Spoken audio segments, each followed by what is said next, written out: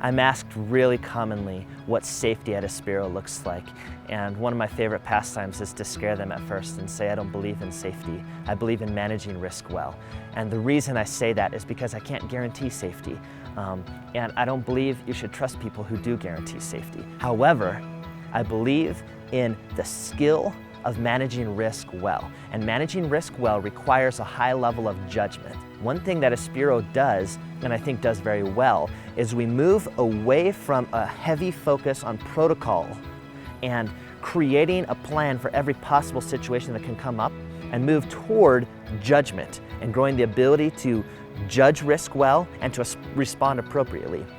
When you have a heavy focus on protocol, the meta message that you're giving is that your staff are not wise enough, they don't understand enough that somebody in an administrative position has to write a list of rules that must always be followed. But what happens when the emergency doesn't fit those set of rules that you've written? Instead, what you want is a highly trained, highly educated, highly intelligent staff whom you've learned over years and years and years to rely on for their expertise. Safety is literally our #1 priority. It is the thing that we strive for beyond everything else. We want to be therapeutic with the kids. We want to have fun with them. We want to build relationships, but none of that is possible unless our kids are safe. We're training every week.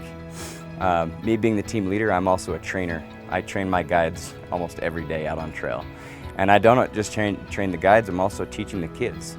If we're out doing a rappel or a climb or something like that, I want at the end of the week our kids to be confident and have the ability to set their own rappel. You want a highly trained staff member who feels free to exercise good judgment, and that attitude extends beyond the staff member, even to the students.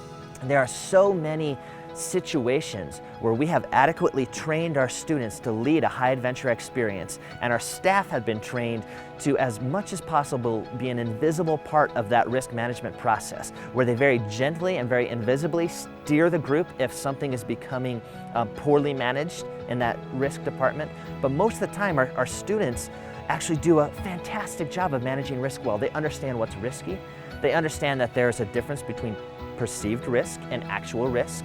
And if there is any sort of risky occasion that happens while the group is out there exploring the wilderness, then everybody in the group, student or staff, has the ability to stop that process immediately and say, hey, we have to talk about this, we have to problem solve, we have to find a solution that can manage these risks better.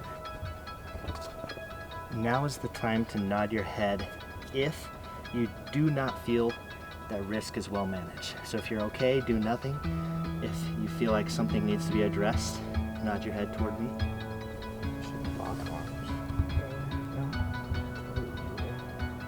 You trust the team? Are they there for you? You're sure? Positive. Scale 1 to 10. 10.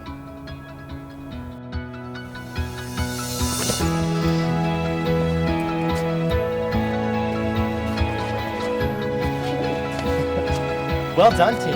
Give yourselves a round of applause. Yeah. Hey,